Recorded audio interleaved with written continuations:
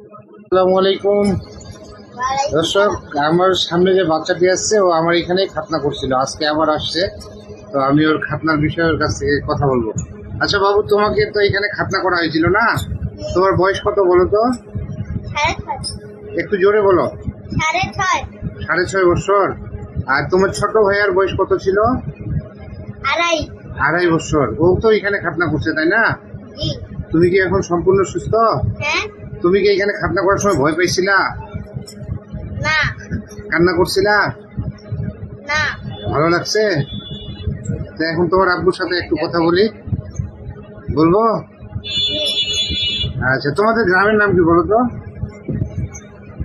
দেবনগর। দেবনগর। আর তোমার আব্বু কি করে?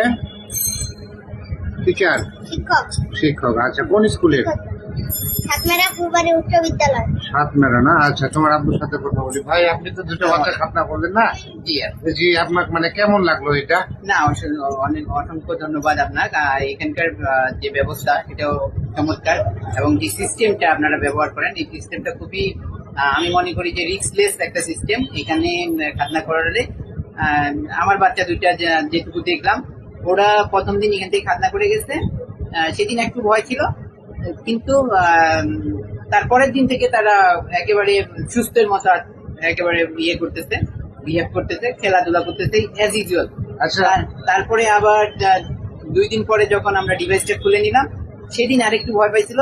আবার তারপরের দিন থেকে দুইটা বাচ্চা, একটা আমার তো ছোটটা 2.5 বছর, কিন্তু তাকে দেখেও সবাই বলছে যে কি ব্যাপারে না খাতনা দিলেন, আর এখন এভাবে। তো খুবই ভালো লাগছে আমার। এবং ওদের আল্লাহর রহমতে ওরা দুজনই খুব ভালো সুস্থ আছে। আজকে 15-16তম দিন, তারা খুবই চমৎকার আছে আলহামদুলিল্লাহ।